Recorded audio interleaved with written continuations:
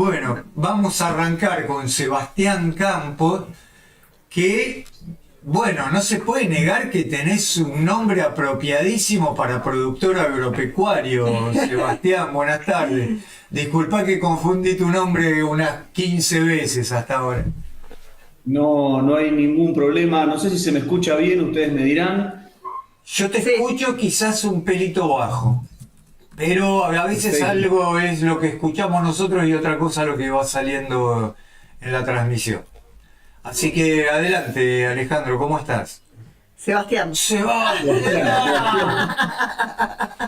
¿Sabés qué? Para peor lo tengo acá Que- anotado, no lo miro, pero lo tengo anotado. ¿Ves?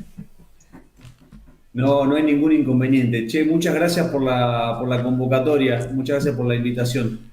Por favor, para nosotros es un gusto y además tenemos un interés genuino en saber en qué, de qué manera se puede definir o contarnos a quienes no sabemos mucho de En primer lugar, te vuelvo a hacer la pregunta inicial.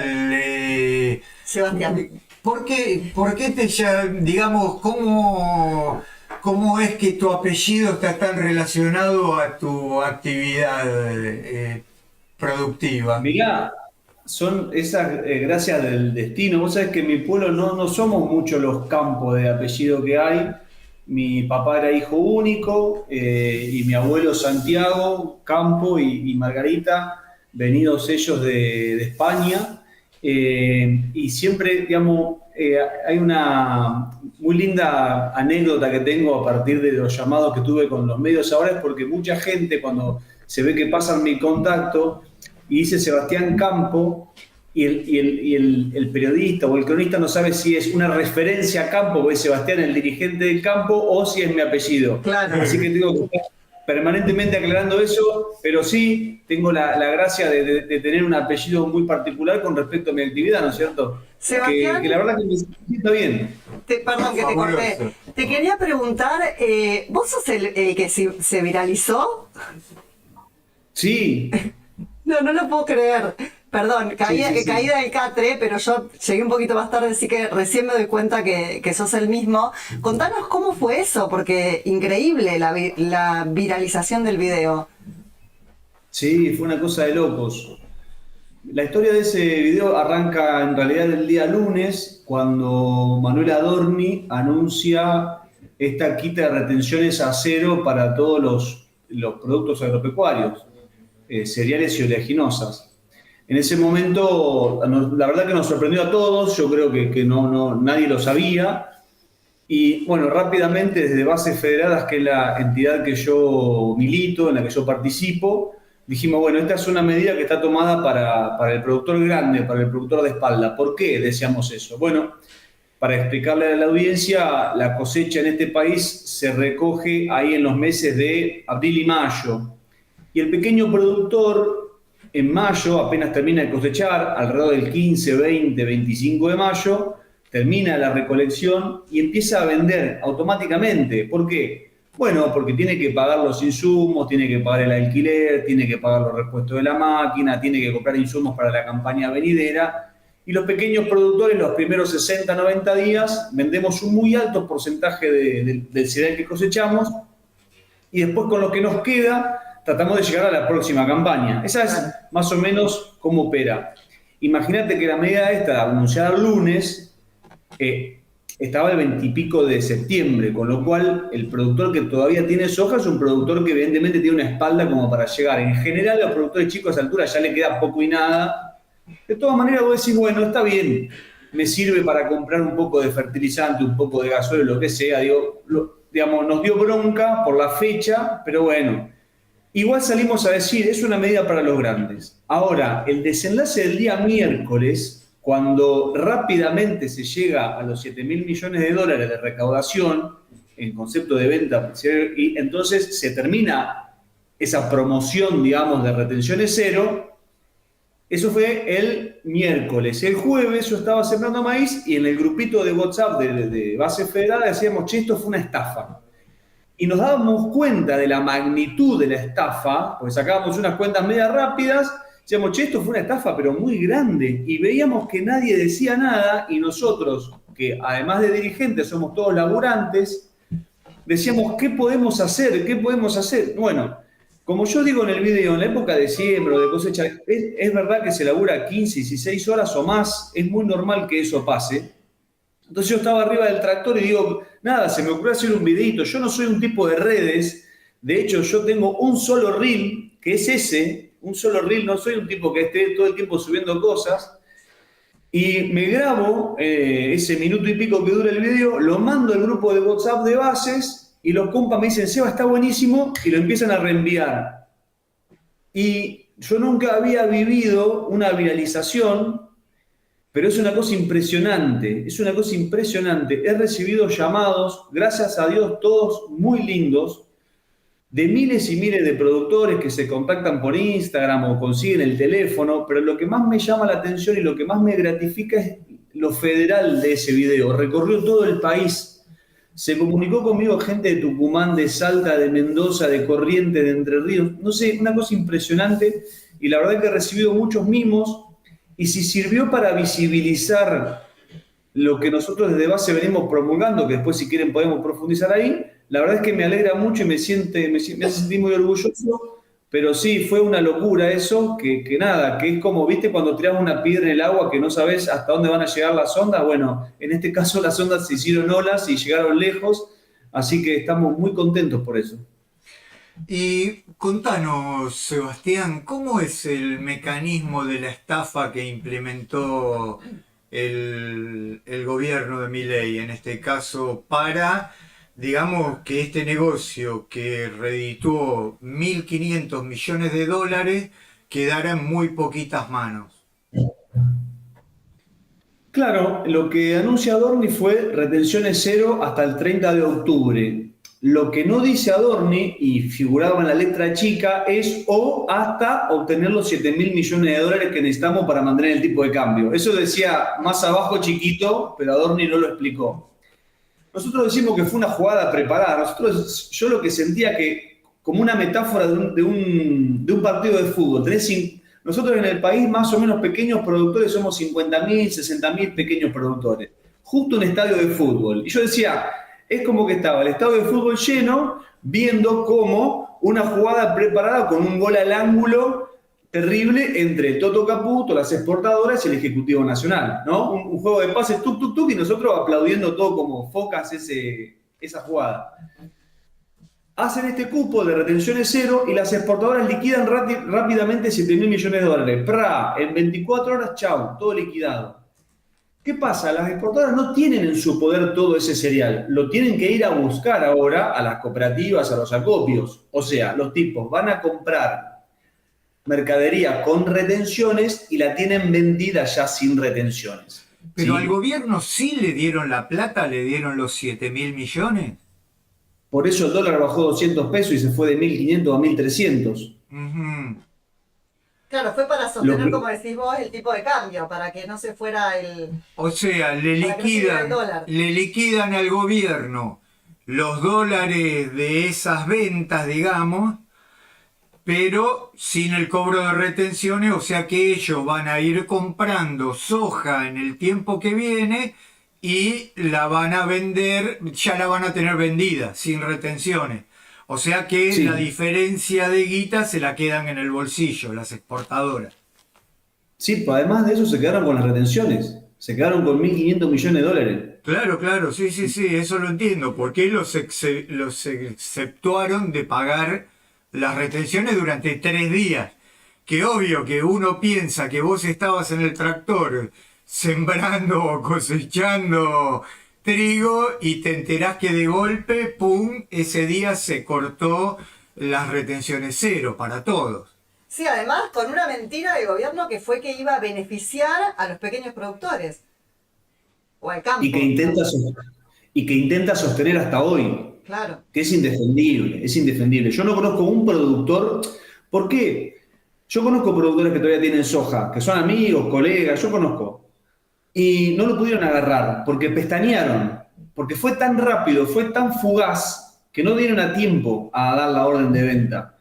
¿Por qué? Porque lo primero que vos querés hacer es calzar la venta con alguna compra, es decir, querés comprarte fertilizante, querés comprarte gasoil, querés comprarte algún insumo que vos vayas a usar, eso es lo que el productor buscaba. Lo que pasa es que se anunció el lunes a la mañana, con lo cual el lunes ya no podés operar porque los precios se toman de la jornada anterior, o sea, el viernes. El martes estaba vigente y el miércoles la levanta, con lo cual fue una cuestión de horas. Los productores que tienen soja no llegaron a acomodarse, pues yo estuve preguntando, ¿ya no pudiste vender? Y nadie me dijo que sí, y gente de mucha confianza que me contaría, por supuesto.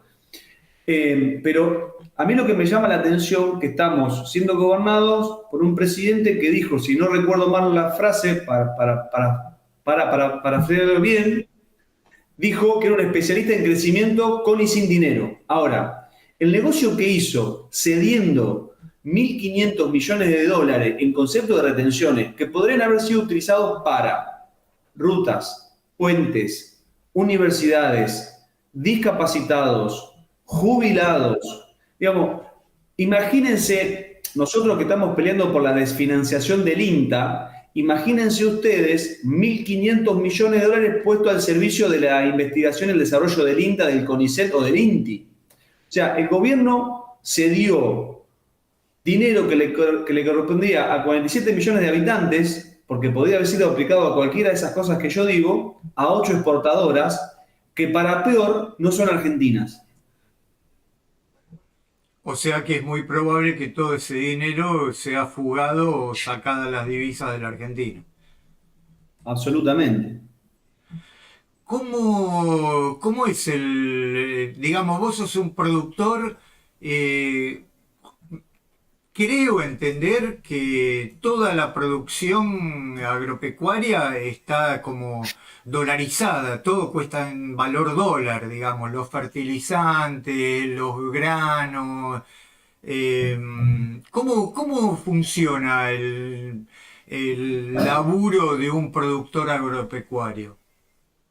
Está buenísima la pregunta porque sirve para que se derriben muchos mitos. El primero que voy a derribar es, no hay productor que cobre en dólares. Yo hace 26 años que trabajo en el campo y jamás tuve una cuenta corriente en dólares. Nosotros cobramos en pesos. Que esto me lo preguntan mucho porque se supone el imaginario popular que nosotros cobramos en dólares. No hay un productor que cobre en dólar billete en los 26 años que hace que yo trabajo en el campo, nunca. Punto uno ese. Punto dos, me sirve también para contarles, ustedes se acordarán de la devaluación que genera este gobierno apenas asume allá por diciembre del 23, cuando pasa del dólar de 3.50, 3.60, 800 pesos, algo así como el 13, 14 de diciembre, apenas asumen, habían pasado muy pocos días de la asunción, ¿recuerdan eso? Sí, claro. ¿Qué pasaba para ubicarlos en modo agropecuario? Nosotros veníamos de la cosecha 23, ¿sí? Habíamos cosechado, como les dije hoy, en mayo 23. ¿Qué tipo de cosecha habíamos tenido? Habíamos tenido la cosecha que está afectada por la sequía del 23, una cosecha paupérrima, o sea, estábamos perdiendo plata, pero a paladas, afectados por la sequía. ¿Qué pasaba en diciembre de 23? Todos los pequeños y medianos productores estábamos endeudados. ¿Por qué estábamos endeudados? Porque no teníamos plata para pagar insumos. Entonces, cuando empezamos a producir la campaña 23-24, empezamos a pedir prestado al acopio o a la cooperativa. Vos vas y le decís, che, necesito gasoil, te lo pago en mayo del año que viene, perfecto, te lo anoto. Necesito fertilizante, perfecto, te lo anoto, y vos vas adquiriendo insumos. Todos esos insumos están a valor dólar. Vos tu cuenta corriente sí está en dólares. Vos debés tantos dólares. En mi caso personal, pero multiplicarlo por miles y miles, en diciembre de 23 yo debía muchos dólares porque estaba endeudado por la campaña anterior de la sequía. Dígame si voy siendo claro o confuso con esto. No, clarísimo. Cuando el Toto pasa el dólar de 3.50 a 800, mi deuda se multiplicó por 800 y dejó de multiplicarse por 3.50. Eso le pasó a todos los productores. Que no se haya dicho en ese momento es otra cosa, pero le pasó a todos los productores. ¿Sí? Entonces, primer medida para el agro... la deuda que ustedes tenían más que se duplicó. Sí, claro.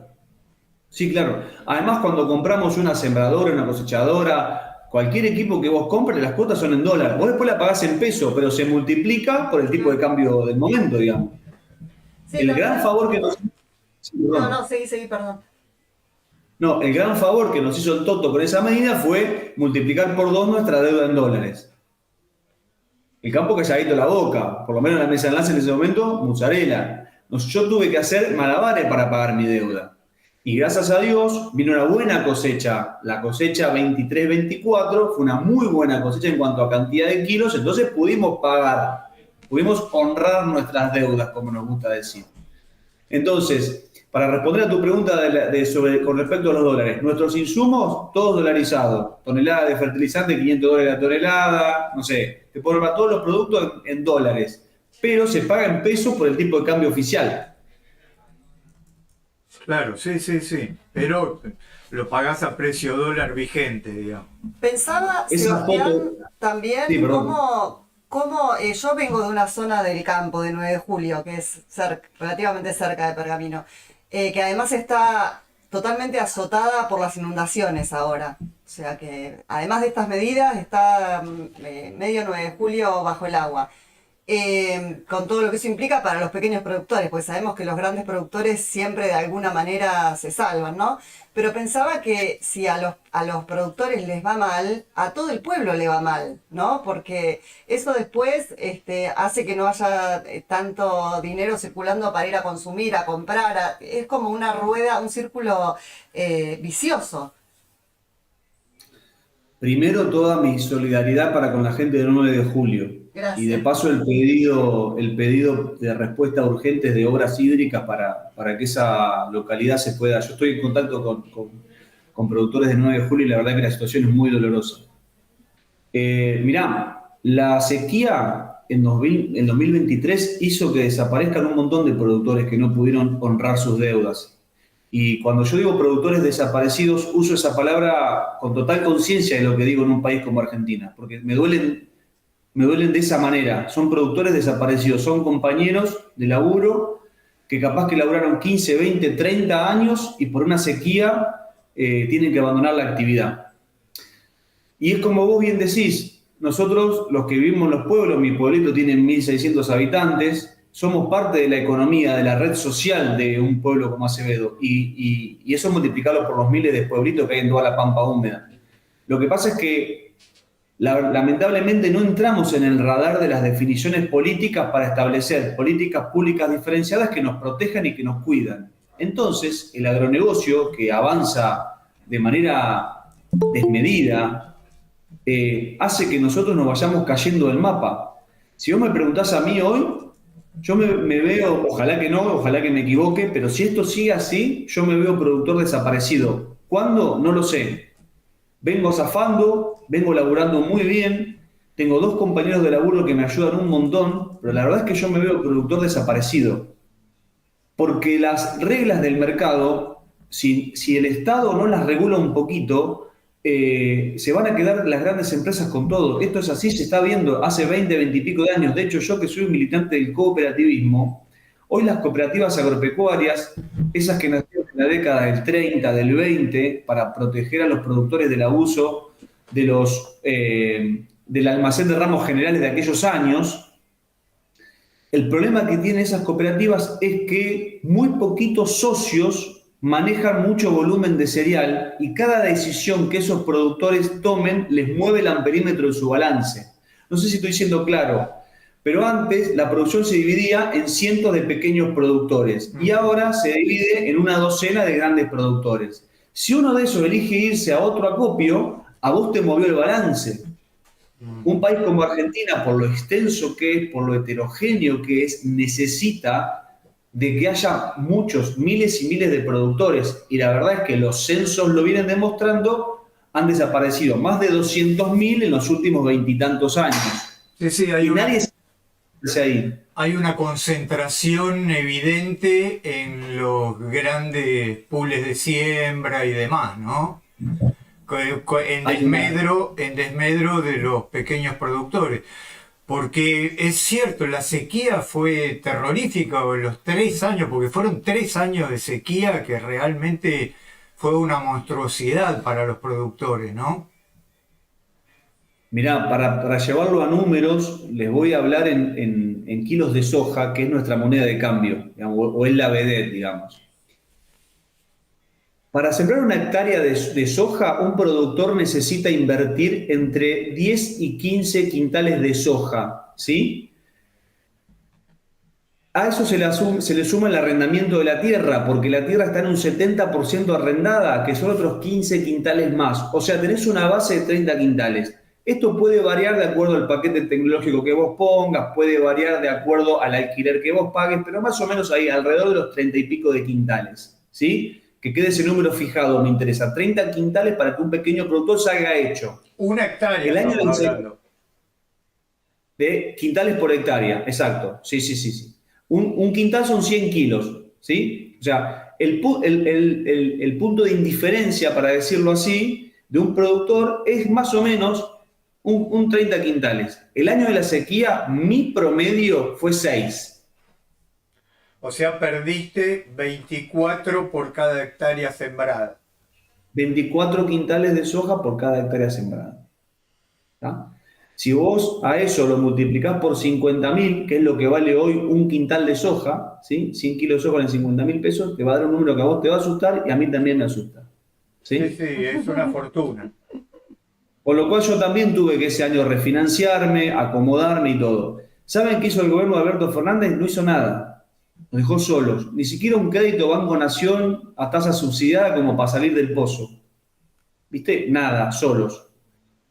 Entonces, el pequeño productor está siempre en esa situación de soledad, de desamparo, y necesita de políticas públicas.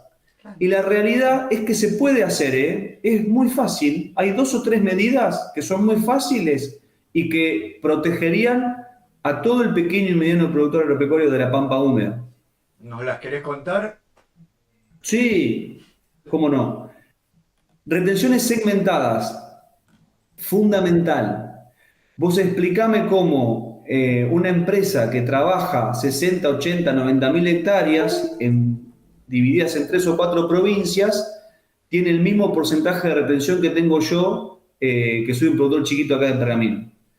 Ese megaproductor tiene un costo que está muy por debajo del mío porque compra en cantidad. Él compra miles de litros de gasoil, entonces consigue un buen precio, compra toneladas de fertilizante y consigue un mucho mejor precio que yo, con lo cual el costo operativo de ese monstruo es mucho más chico que el mío.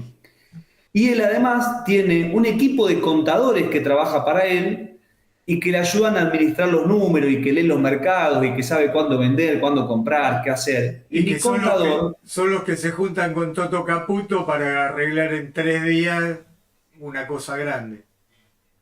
Mi contador debe tener 100 gringos más como yo en la carpeta que le quemamos la cabeza, pobre. O sea, no tiene tiempo de decirme a mí, Seba, vendé ahora, comprá mañana, qué sé yo. Yo me la arreglo como pueda. Un poquito contador, un poquito veterinario, un poquito abogado. Entonces, imagínate si los pequeños productores, nosotros hablamos de un techo de 1.000 toneladas. De 1.000 toneladas para abajo, ahí es otra historia. Ahí estamos involucrados muchos pequeños y medianos productores. Punto 1, segmentación. Porque se puede profundizar más, pero me interesa dejar ese concepto. Punto 2, ley de arrendamiento. Ustedes fíjense que el 70% de la tierra de nuestro país está arrendada y no hay una ley que legisle semejante negocio. Entonces, yo quiero que el dueño del campo que me elige a mí, pequeño productor, tenga beneficios impositivos para elegirme a mí.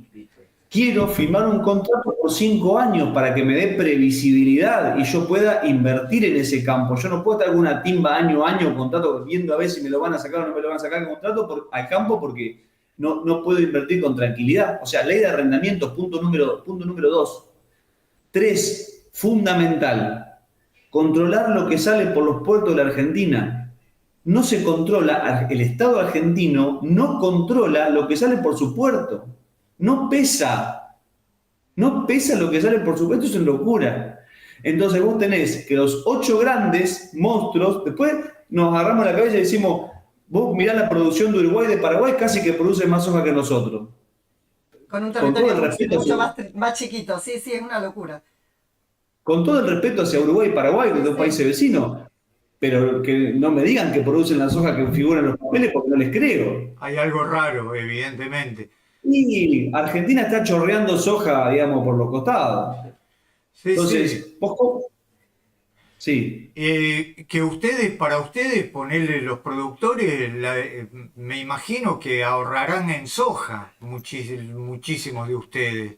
O en Es los... una gran costumbre esa, sí. Mi abuelo le gustaba tener un puchito, iba haciendo como la cajita así, y él estaba contento cuando pedía en la cooperativa.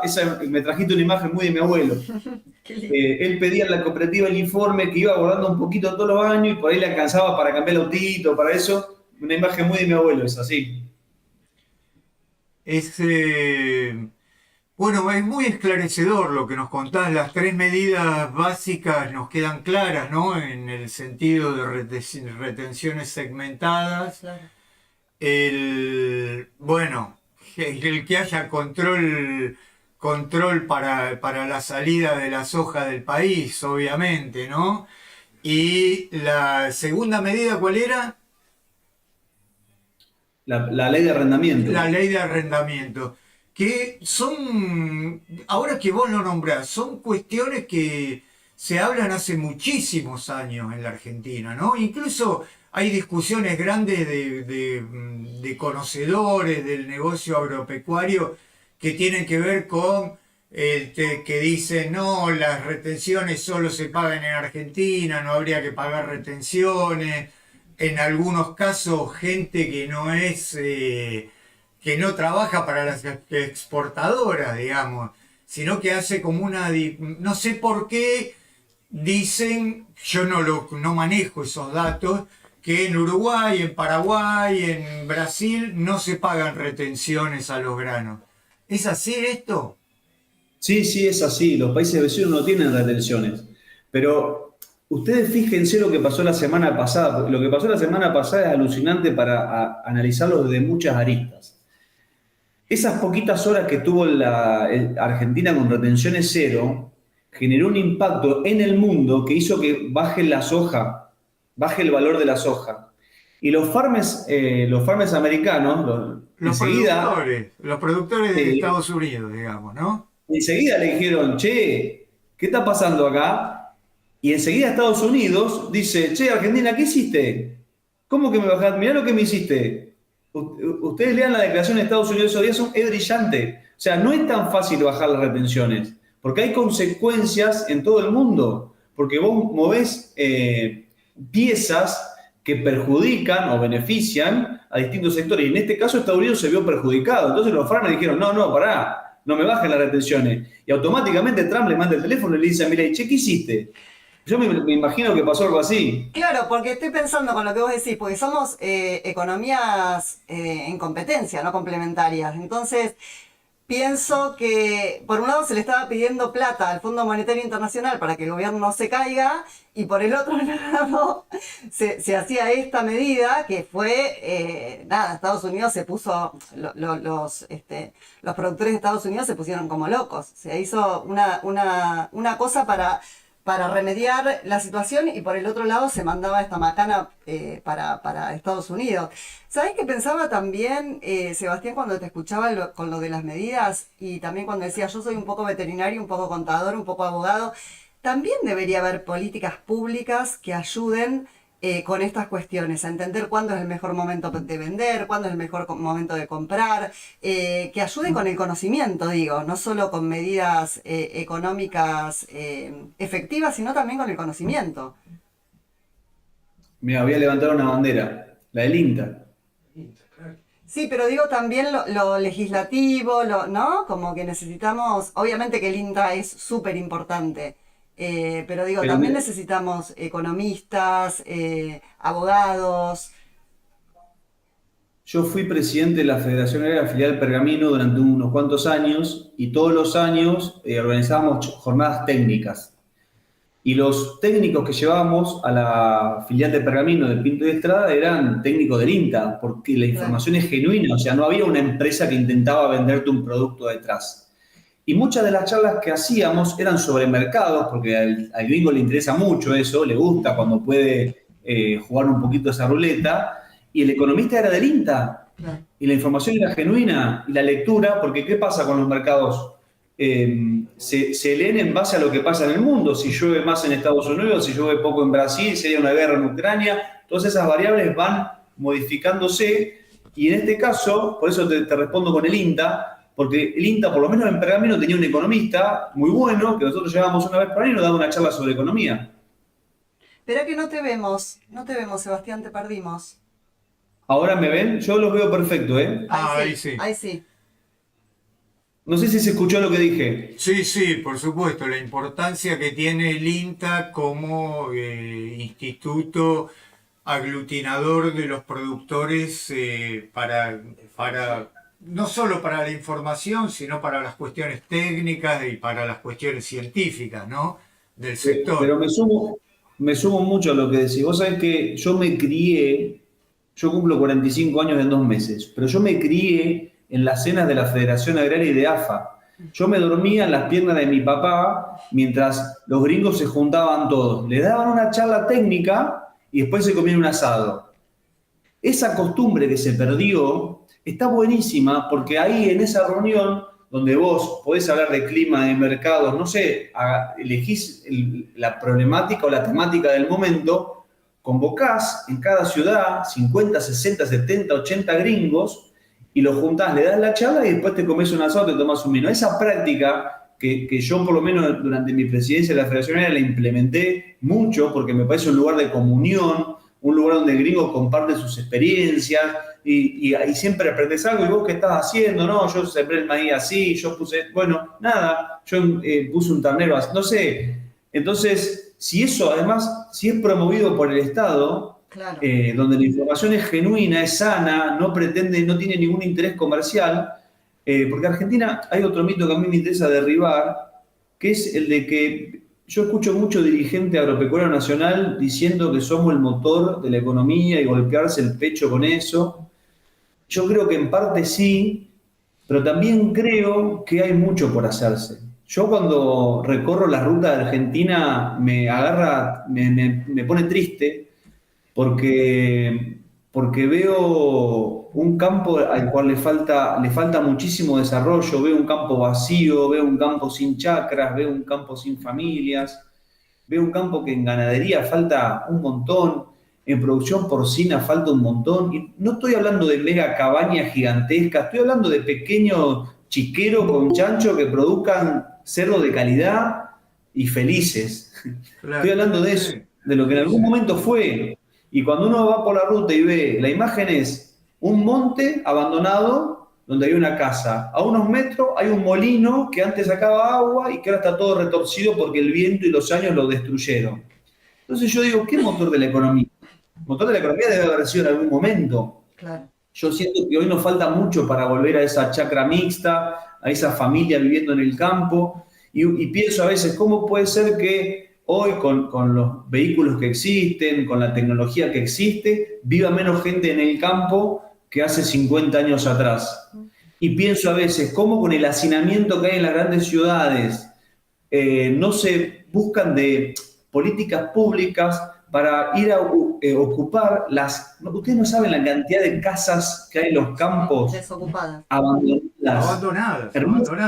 Hay castillo, un amigo está haciendo viajes en bicicleta por la provincia de Buenos Aires. Ya, igual vamos a ir cerrando, Seba, porque tenemos otro invitado que también nos está esperando, pero que esa es una situación, da para hablar tanto lo que estamos hablando, porque también están los trenes, ¿no? Que fueron desguazados. Uno cuando ve las vías abandonadas y decís, no, ¿por qué hicieron esto? Pueblos enteros vacíos de gente. Totalmente. Algo que, bueno, es cierto que el retroceso que ha habido en nuestro desarrollo social es muy grande, ¿no? Lamentablemente hay que decirlo, y que la importancia y la necesidad urgente de que sea revertida esa situación, porque el campo sigue estando. Las vías de los trenes se las puede poner de nuevo, digamos, no son cosas impensable, no es la ultra alta tecnología que va a llevar a la Argentina, no sé, que necesitamos ser China para tener esas cosas. Así que creo que vamos a hablar en muchas más oportunidades, Sebastián, porque es un tema que es vital para la Argentina. El tema de la producción agropecuaria es uno de los pocos, en este momento, con este gobierno, yo no sé qué otra actividad produce dólares genuinos para la patria. Por eso, así que son temas súper importantes, más, más teniendo en cuenta que tenemos un presidente que pasó de andar por el mundo diciendo denme el premio Nobel de Economía a mendigar dólares por donde sea. Así que es una situación muy compleja la que se está viviendo, ¿no? Totalmente, te agradecemos un montón todo lo que nos explicaste porque es re claro y también por haber hecho ese video que se viralizó, porque yo lo vi en un noticiero, por ejemplo, creo que en C5N, y que llegue la información del campo así de una manera tan sencilla pero a la vez tan profunda a las personas que vivimos en la ciudad también, porque vos decías que llegó a gente del campo de distintos lugares del país, que está buenísimo, pero también que llegue a la gente que no vive en el campo para entender lo que está pasando en el campo, que es tan importante. Así que felicitaciones. Bueno, muchas gracias.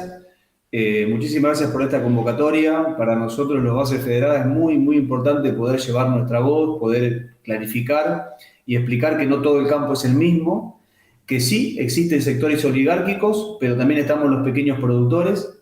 Y es muy importante empezar a separar, como decimos en el campo, la paja del trigo. Y por último, dos cosas quiero decir. La primera es que si yo salgo caminando ahora, acá a 200 metros está abandonada la estación de ferrocarriles, así que soy uno de los pueblitos que sufrió esa baja. Acevedo era un pueblo que tenía 4.000 habitantes hasta la década del 70 y hoy no llegamos a 2.000 y mucho tiene que ver con que dejó de pasar el tren de pasajeros. Y por último quiero agradecerle a Euge Mengarelli que a través de ella me llega esta convocatoria. Y Euge siempre se ha encargado de que mi voz sea escuchada y ha hecho fuerza en cada rincón y en cada institución donde ha formado parte para que me llamen, para que me escuchen, para que lean mis escritos. Así que mi agradecimiento acá a Euge, por supuesto. Muchísimas gracias por tu buena onda para esta entrevista, por esclarecer un montón de datos y por dejarnos con ganas de más. Ya volveremos a comunicarnos con vos, Sebastián. Muchísimas gracias. No, gracias a ustedes. Un gran abrazo para todos. Abrazo grande. Gracias, un abrazo grande.